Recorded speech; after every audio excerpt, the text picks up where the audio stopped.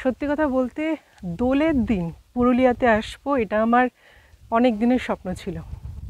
দোলের সময় বিশ্বভারতী মানে শান্তিনিকেতন, আর এই রঙের সময় পলাশের বন পুরুলিয়া। আজকে আমার ইচ্ছে পূরণ হচ্ছে, তাই আমি খুব খুশি। আমি কোথাও একটা শুনেছিলাম, নয়তো পড়েছিলাম, যে এই দোলের টাইমে মার্চের ঠিক মাঝামাঝি সময় পুরুলিয়া পুরো লালে লাল হয়ে যায়। মাটিতে পলাশ ফুল পড়ে থাকে, ওপরে পলাশের গাছে ফুল ফুটে থাকে, আর এত পলাশের গাছ, এত পলাশ, মনে হয় পুরুলিয়া লাল হয়ে গেছে। আর ঠিক আজকে এই দিনই এসে ঠিক সেই কথাটাই মনে হচ্ছে বারবার। আমি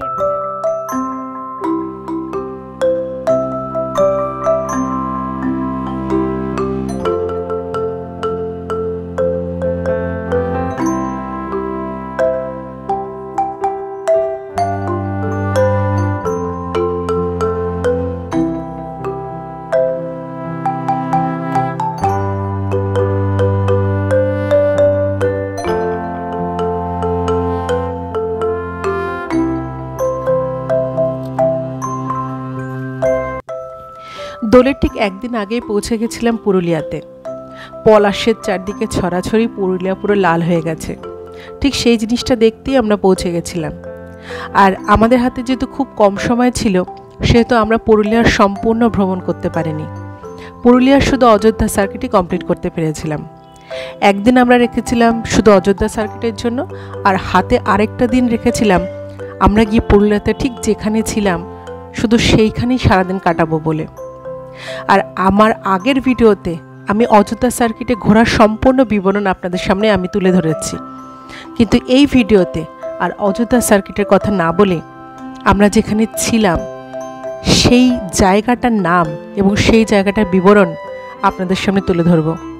আমার মনে হয়েছে আমরা যেখানে ছিলাম যদি সেই জায়গাটার কথা আমি না বলি আপনাদের, আমার পুরুলিয়া ভ্রমণ কমপ্লিট হবে না।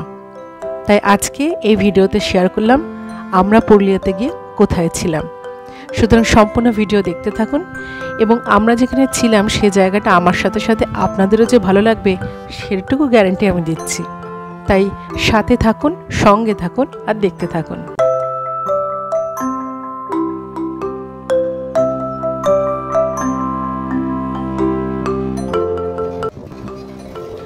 ঠিক সকাল 7:30 আমাদের ট্রেন চক্রধরপুর এক্সপ্রেস আমাদের উরমা স্টেশন মানে পুরুলিয়া স্টেশনের ঠিক পরের স্টেশন, প্রথমে পড়বে পুরুলিয়া, তারপরেই ঠিক পড়বে উরমা স্টেশন, সেখানে নামিয়ে দিল। রাতে ভালোই ঘুম হয়েছিল, তাই সকালবেলা একটা ফুরফুরে মেজাজ নিয়ে উঠে যখন উরমা স্টেশনে নামলাম, তখন স্টেশনে লোকজন খুব বেশি দেখলাম না, কিন্তু প্রচুর টোটো দাঁড়িয়ে আছে। সেই টোটোকে বলে আমরা ডিরেক্ট 100-200 টাকার বিনিময়ে চলে এলাম আমাদের ইকো ট্যুরিজম কমপ্লেক্স কুমারীকাননে। হ্যাঁ, আমরা ছিলাম পুরুলিয়ার এখন খুবই জনপ্রিয় হয়ে ওঠা একটা ইকো ট্যুরিজম জায়গা, যার নাম হচ্ছে কুমারীকানন।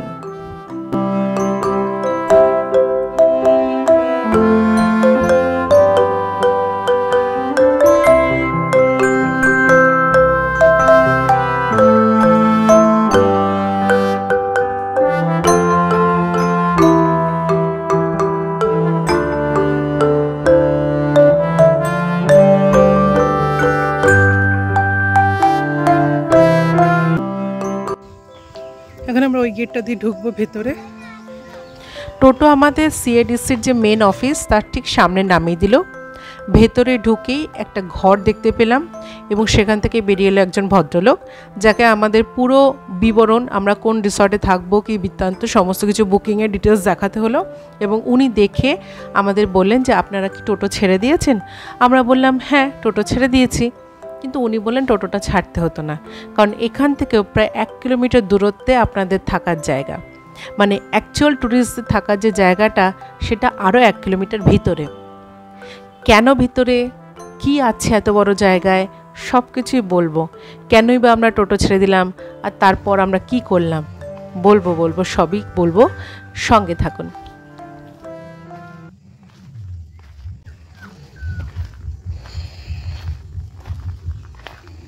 ও বাঁধাকপি চাষ হয়েছে, এগুলো সব সব বাঁধাকপি চাষ হয়েছে। বাঁধাকপি বাঁধাকপি চাষ হয়েছে, বাঁধাকপি চাষ। বাঁধাকপি কোথায়? ওই যে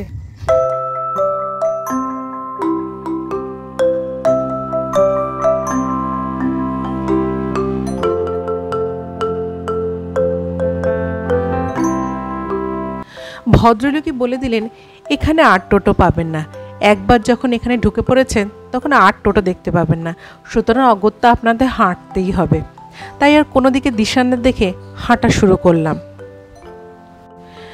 মার্চ মাসের মাঝখান হওয়া সত্ত্বেও আমরা বাড়িতে যেরকম গরম উপভোগ করছিলাম, পুরুলিয়াতে গিয়ে কিন্তু সেরকম গরম উপভোগ করছিলাম না। সেখানে কিন্তু এখনও পর্যন্ত সকালবেলা শীতের আমেজটা রয়েছে, তাই ফুরফুরে আলো গায়ে মেখে হাঁটতে কিন্তু খুব খারাপ লাগছিল না। সবথেকে বড় কথা হচ্ছে হাঁটার সাথে যেটা উপরি পাওনা, সেটা হচ্ছে কুমারী কানন 750 একর জমির ওপর তৈরি হওয়া একটা ফার্ম হাউস। তাই তো আমি প্রথমেই মেনশন করেছিলাম কুমারী কানন হচ্ছে একটা ইকো ট্যুরিজম কমপ্লেক্স। আর এই কুমারী কাননের 750 বিঘা জমির ওপর তৈরি হয়েছে বিভিন্ন রকমের বিভিন্ন ধরনের সবজির চাষ হয়েছে, মাছের চাষ হচ্ছে, ছাগল চাষ হচ্ছে, মুরগি চাষ হচ্ছে, ডিম চাষ হচ্ছে, হাঁস চাষ হচ্ছে, আর কত কি। সবথেকে বড় কথা প্রত্যেকটা জিনিস অর্গানিকভাবে তৈরি হচ্ছে। দেখবেন নাকি আরও কিছু? চলুন আপনাদের দেখাই। পাহাড়ের টিলাটা হঠাৎ করে উঠে গেছে, দূর থেকে খুব সুন্দর লাগছে দেখতে। যেতে যেতেই চোখে পড়ল অযোধ্যা সার্কিট। এখন যে উঁচু টিলা মতো জিনিসটা আমি দেখালাম, সেটা অবশ্য পরে জানতে পেরেছিলাম ওটা হচ্ছে অযোধ্যা সার্কিটের সেকেন্ড হায়েস্ট পিক গোগরাবুড়ো, আর তার সাথে টিলাই পাহাড়। এগুলো অবশ্য পরে পরে জানতে পেরেছি, যেগুলো আমি পরে এসে আপনাদের ইনফরমেশনগুলো শেয়ার করছি। চলুন দেখি। ভ্যারাইটিস ধরনের মাছ এখানে চাষ হচ্ছে, বিভিন্ন খাপ খাপ করা আছে, এটাতে একটা, এটাতে একটা, এটাতে একটা, অসাধারণ। রুই মাছ, কাতলা মাছ, কই মাছ, পাবদা মাছ, ফলুই মাছ, অনেক ধরনের মাছ একসাথে চাষ হচ্ছে। এবং ঠিক বিকালবেলা মাছদের যখন খাবার দেওয়া হয় তখন সেই দৃশ্যটা অসাধারণ। মাছ যেখানে চাষ হচ্ছে ঠিক তার অপোজিট সাইডে একটা বড় পুকুর, মানে বড় বড় মাছ রয়েছে এই পুকুরে। মানে অসাধারণ এই দৃশ্য, যা মুখে বা আপনাদের ভিডিওতে দেখে আমি ঠিক বর্ণনা দিতে পারবো না। রাস্তায় চলতে চলতে রয়েছে তো পলাশ ফুলের প্রচুর গাছ, নিচে পলাশ ফুল পড়ে রয়েছে আর ওপরে পলাশ ফুল ফুটে রয়েছে, তারই মাঝখান দিয়ে যাচ্ছি। আর চারদিকে শুধু বিভিন্ন ধরনের সবজি চাষ হচ্ছে।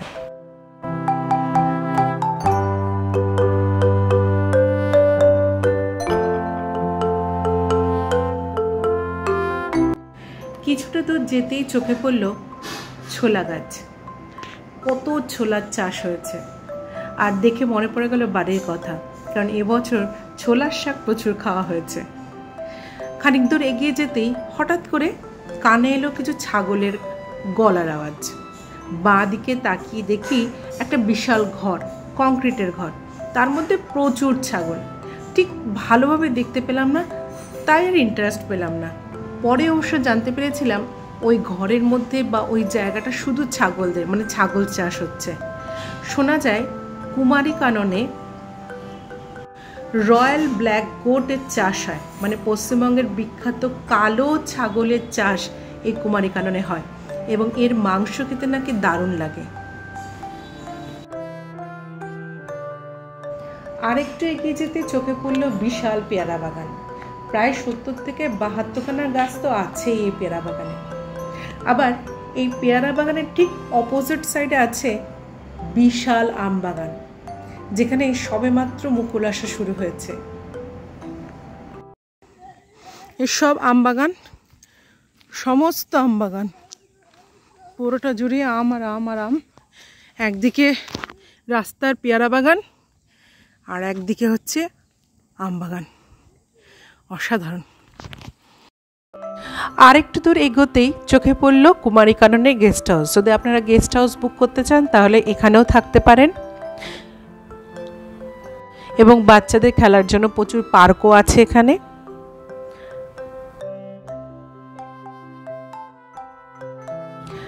দেখে কি কিছু গেস করতে পারছেন যে কিসের চাষ হয়েছে? হ্যাঁ, টমেটো চাষ। পুরো লাল হয়ে রয়েছে। আমার ভিডিওতে সেরকমভাবে বোঝা যাচ্ছে না, কিন্তু পুরোটা ক্ষেত লালে লাল হয়ে গেছে টমেটোর জন্য।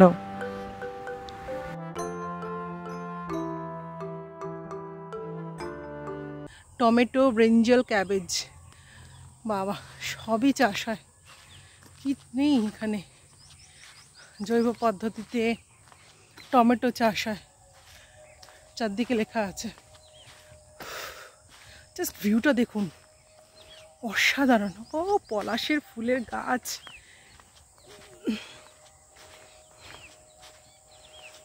মন জুড়িয়ে গেল।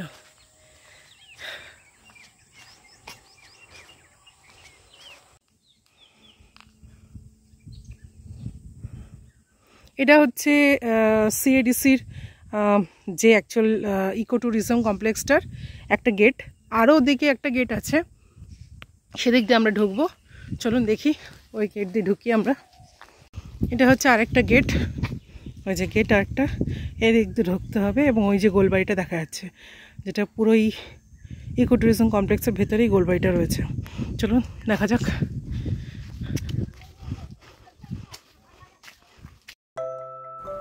ফাইনালি প্রায় 30 মিনিট থেকে 40 মিনিট হাঁটার পর আমরা এসে পৌঁছালাম ইকো ট্যুরিজম কমপ্লেক্সের, মানে কুমারী কাননের একদম মেন গেটে, যেখান থেকে আমাদের রিসর্ট একদম কাছে।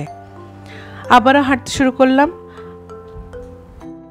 রয়েছে বাচ্চাদের খেলার জন্য একটা সুন্দর পার্ক, আর এই পার্কটা ক্রস করতে চোখে পড়ল কুমারী কাননের সেই অতি পরিচিত এবং চর্চিত গোলবাড়ি।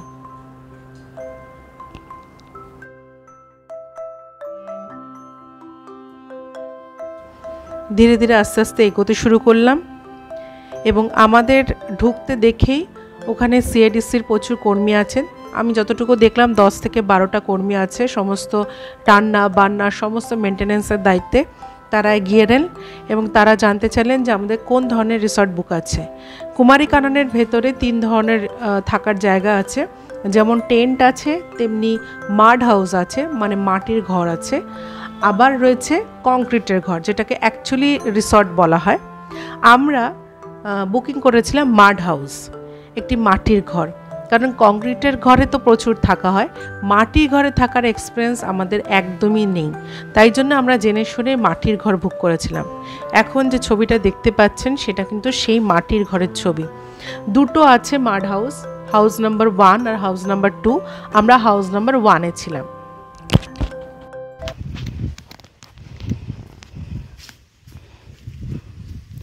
ওদিকে একটা বসে খাওয়ার জায়গা আছে, আবার এটাও ডাইনিং রুম নাম্বার 2 লেখা আছে। ওইদিকে আর একটা মাড হাউস আছে মনে হয়। এখানে একটা মাটির ঘর, যার একটাতে আমরা আছি, এটাতে আছি আমরা, আর এটা আরেকটা রুম। ডাইনিং হল, ওখানেও খেতে পারেন, এটাও খেতে পারেন, প্রচুর জায়গা আছে খাবার। আর ওই কর্নার হচ্ছে রান্নাঘর। তো এখন আমাদের দেবে ব্রেকফাস্ট, জল খাওয়ার। দেখি কীরকম হয় সব কিছু। খুব ভালো লাগছে। দেখুন পাহাড়, মনোরম দৃশ্য।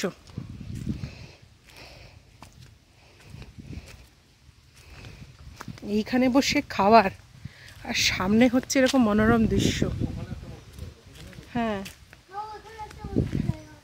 এটাই সব থেকে সুন্দর।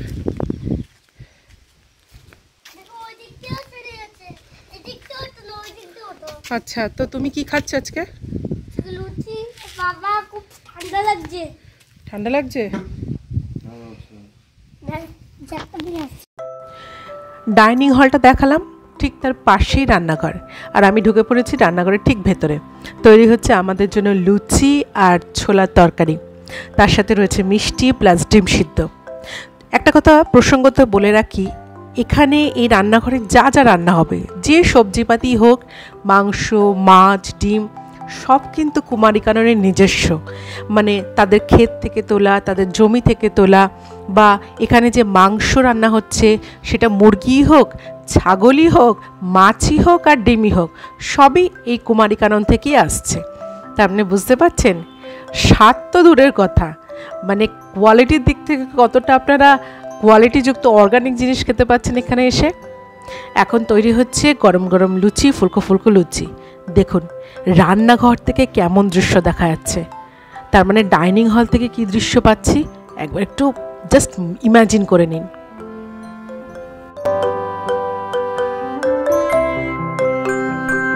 ঠিক এখনই জানতে পেরেছিলাম সামনের পাহাড়টার নাম হচ্ছে তিলাই পাহাড়। এই পাহাড়ে ট্রেক করার ব্যবস্থা আছে, কিন্তু এখন বন্ধ আছে সেটা।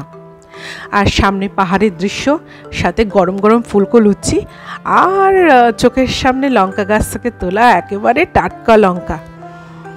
কী যে অসাধারণ লাগছিল। আর ভিডিওতে কিন্তু আমি অত ভালোভাবে দেখাতে পারবো না যতটা আমি ফিল করেছিলাম ওখানে বসে। একটা ফুরফুরে হাওয়া আসছিল, সমস্ত গাছের পাতাগুলোকে নাড়িয়ে দিয়ে আমাদের গায়ে লেগে কোথায় একটা বয়ে যাচ্ছিল, আর আমরা ফুলকো ফুলকো গরম লুচি খাচ্ছিলাম। ব্রেকফাস্ট সেরেই বেরিয়ে পড়লাম জায়গাটাকে এক্সপ্লোর করতে। 750 একর জমি, চারটিখানি কথা নাকি। তাই মোটামুটি হাত পা মুখ ধুয়েই ব্রেকফাস্ট সেরেই এই জায়গাটাকে দেখতে বেরিয়ে গেলাম। সবার আগে যেটা চোখে পড়লো সেটা হচ্ছে পাহাড়ের একদম পাদদেশে দুটো পুকুর রয়েছে, একটা বড় পুকুর, একটা ছোট পুকুর। আর ঠিক তার পাড়েই ইনি বসে যেটা করার সেটাই করছেন। হাজারবার বারণ করা সত্ত্বেও তিনি শুনতে পাচ্ছেন না। আসলে এরকম পরিবেশ তো তিনি কখনো দেখেননি বা পায়নি, তাই পুকুর পাড়ে আর কি মোটামুটি বেশ ভালোই সময় কাটাচ্ছেন।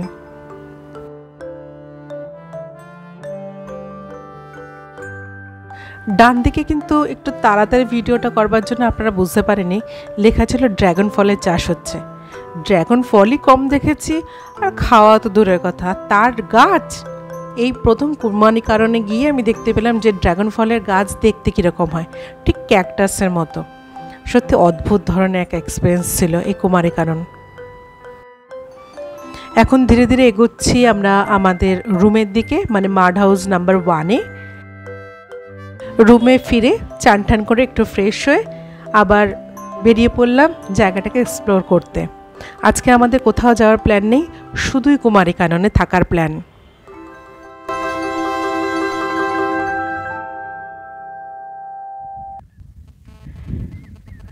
এখন কুমারী কাননের ভেতরে একটা গোলবাড়ি আছে, সে গোলবাড়ির ঠিক একদম ওপরে আমরা উঠেছি। আর এখান থেকে যে দৃশ্যটা দেখা যাচ্ছে সেটা শুধু দেখুন একবার। এখন যে পাহাড়টা দেখতে পাচ্ছেন এর নাম হচ্ছে তিলাই পাহাড়, যার পাদদেশে রয়েছে আমাদের রিসর্টগুলো। আর ঠিক এখান থেকে শুরু হচ্ছে অযোধ্যা সার্কিট। আর এই অযোধ্যা সার্কিটের ওই উপরের চূড়াটাকে দেখতে পাচ্ছেন, ওটা হলো গোগরা বুড়ো। তার মানে কুমারী কানন থেকে সমস্ত অযোধ্যা সার্কিটের সব কিছুই পরিষ্কার দেখা যাচ্ছে।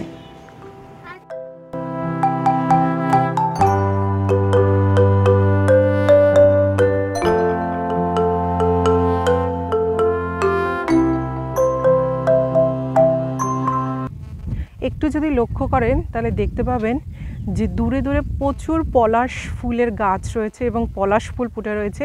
যেহেতু এখন মার্চ মাসের মাঝামাঝি সময়, সেহেতু এখন পলাশ ফুলেরই টাইম। চারদিকে প্রচুর পলাশ ফুল ফুটে রয়েছে। আমরা যখন আসছিলাম তখনও দেখছিলাম প্রচুর প্রচুর পলাশ ফুল রাস্তার ধারে ফুটে রয়েছে।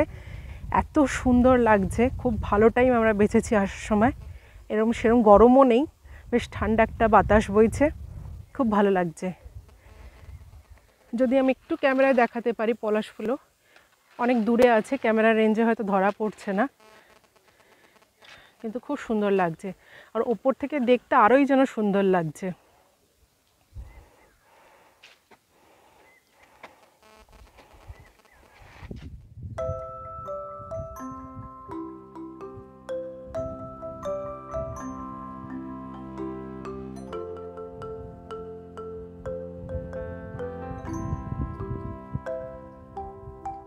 এখন দেখতে পাচ্ছেন কুমারীকাননের আরেকটা সাইড, যেখানে দুটো পুকুর আছে, প্রচুর মাছ চাষ হচ্ছে আর প্রচুর মাছ ঘুরেও বেড়াচ্ছে।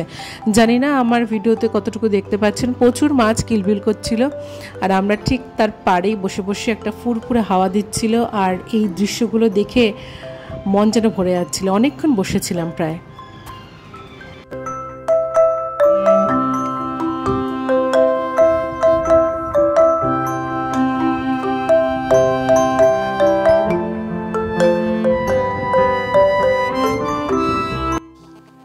পুরুলিয়াতে আমরা আছি কুমারীকানন রিসর্টে। খুব সুন্দর একটা জায়গায় থাকছি। এত ভালো লেগেছে আমার কুমারীকানন এসে। অবশ্যই আমি ডিটেলস শেয়ার করব যাতে আপনারা পরবর্তীকালে আসতে পারেন। আর সবথেকে বড় কথা হচ্ছে যে এখানে দু ধরনেরই ঘর আছে। একটা হচ্ছে মানে নর্মাল, যেটা হোটেল বোঝায় বা রিসর্ট বোঝায়, আর একটা হচ্ছে মাড হাউস বা মাটির ঘর। তো মাটির ঘরে থাকার স্বপ্ন আমার অনেকদিন ধরে ছিল, আর এবার সেটা কুমারীকানন পূর্ণ করেছে। পেছনে যে ঘরটা দেখতে পাচ্ছেন সে ঘরটা কিন্তু একটা মাড হাউস। আর বাইরের কারুকার্যটা দেখছেন কত সুন্দর। ঠিক এরকমই একটা মাড হাউস, এটা নাম্বার 2, আমরা 1-এ আছি। মোটামুটি মাড হাউসের অভিজ্ঞতা খুবই ভালো, বলার কিছু নেই। এরকমই 3-4টে মাড হাউস আছে, এবং এদের যে অ্যাকচুয়াল যে রিসর্টগুলো সেগুলো আছে আরও পিছন দিকে, হাঁটতে গেলে আপনারা দেখতে পাবেন। তো যাই হোক, সমস্ত ডিটেলসই থাকবে কুমারীকানন সম্পর্কে, দেখতে থাকুন, সঙ্গে থাকুন। ডাইনিং হলটাই এত সুন্দর যে পুরো গোল করে ঘুরে যাবেন।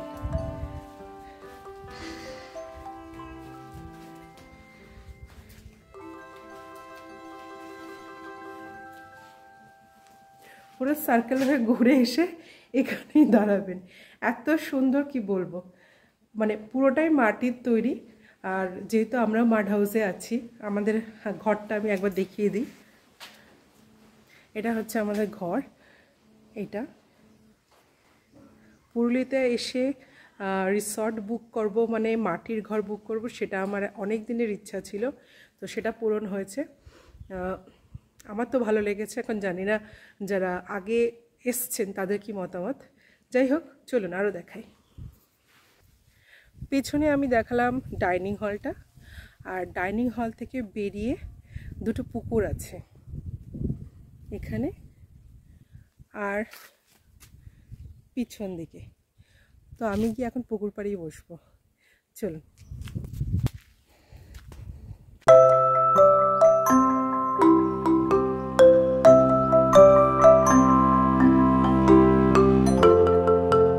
একটা জিনিস আমি লক্ষ্য করছি আসার পর থেকেই, এই পুরো ইকোট্যুরিজম কমপ্লেক্সটা মানে কুমারীকানন সোলার সিস্টেমে চলছে। প্রত্যেকটা রুমের বাইরে সোলার সিস্টেম রয়েছে, রাত্রিবেলা আলো জ্বলবে সেখান থেকেই। আর আরও সমস্ত কিছু ব্যবস্থার জন্য সোলার সিস্টেম রয়েছে। আমি একটু যদি দেখ, এই যে সব পরপর রয়েছে, এগুলো মোটামুটি নিজেদের মতো যেটা কাজ করার করে যাচ্ছে। এখান থেকেই বৈদ্যুতিক সাপ্লাই হয় কুমারীকাননে।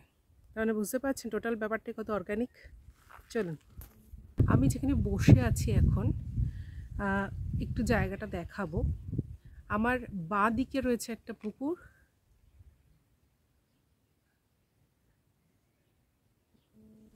আবার ঠিক ডান দিকে রয়েছে একটা পুকুর।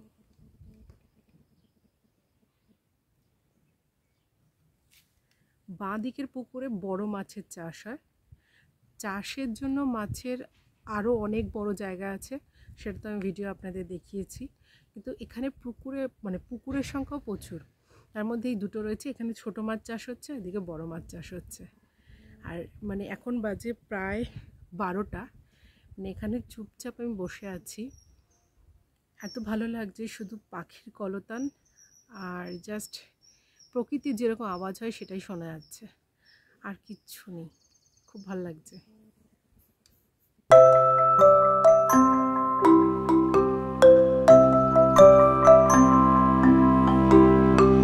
কি হয়েছে, কি হয়েছে?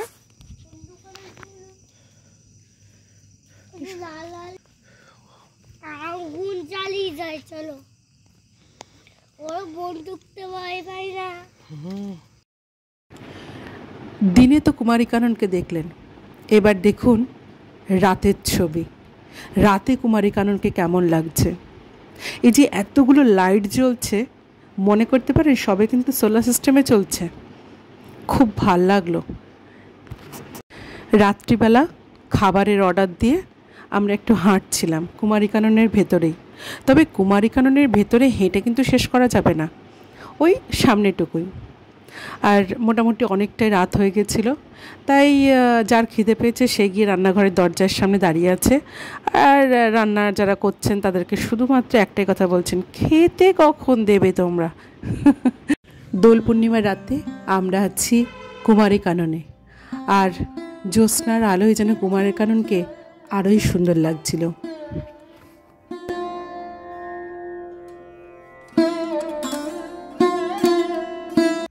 এখন কুমারী কানন থেকে আমরা বেরিয়ে যাচ্ছি, চেক আউট করবো কিছুক্ষণ পর, টিফিনটা সারার পর। মাড হাউসে থাকার ওভারঅল এক্সপিরিয়েন্স আমার খুব ভালো লেগেছে। ঘরটা এত সুন্দরভাবে সাজানো যে কংক্রিটের ঘর কিনা মাটির ঘর বুঝতে পারবেন না। আর বেশ বড় জায়গা, প্রথমে ঢুকেই অনেকটা বড় বারান্দা, তারপর রুম শুরু হচ্ছে। রুমের মধ্যে সিঙ্গেল 3টে খাট রাখা আছে এবং এতটাই স্পেস যে 3টে খাটকে এক জায়গায় করলে মোটামুটি 5 জন শুতে পারবেন। সুতরাং সব কিছু আমার খুব ভালো লেগেছে। বাথরুমে গিজার আছে, সব রকমের ব্যবস্থা আছে, খুব সুন্দর লেগেছে। একটা দিনের আমাদের প্ল্যান ছিল। ওভারঅল এক্সপিরিয়েন্স আমার খুব ভালো। এই রিভিউটা দেওয়াটা খুব ইম্পর্ট্যান্ট ছিল, কারণ অনেকেরই হয়তো এটা মনে আসতে পারে যে মাড হাউসে থাকার এক্সপিরিয়েন্স কীরকম। তাই মাড হাউসের ভিতরে দাঁড়িয়ে আমি এই রিভিউটা আপনাদের দিচ্ছি।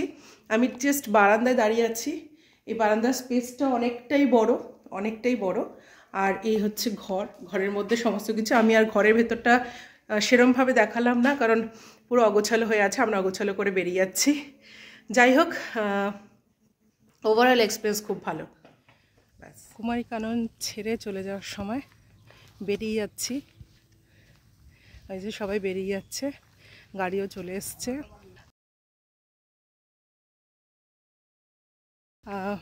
সত্যি কথা বলবো, একটা কথা, যেতে ইচ্ছে করছে না। এত সুন্দর জায়গা ছেড়ে সত্যি যেতে ইচ্ছে করছে না। তবে এসছি যখন, যেতে তো হবেই। পারলে আবার আসবো, মন খুব টানবে। এত সুন্দর জায়গা, মানে যাকে বলে ড্রিম প্লেস আমার। খুব ভালো লাগলো। ওভারঅল এক্সপিরিয়েন্স বলবো না, মানে খুব ভালো লাগলো। এরকম আমি খুব কম জায়গায় পেয়েছি। দ্বিতীয়বার আসার ইচ্ছা অবশ্যই আছে। সো কুমারী কাননে অবশ্যই আসবেন, থাকবেন। এখানে টেন্ট, মাড হাউস, সিমেন্টের ঘর সবই আছে, কোনো অসুবিধা হবে না। ভালো থাকবেন, সবার শেষে ভালো রাখবেন। নমস্কার।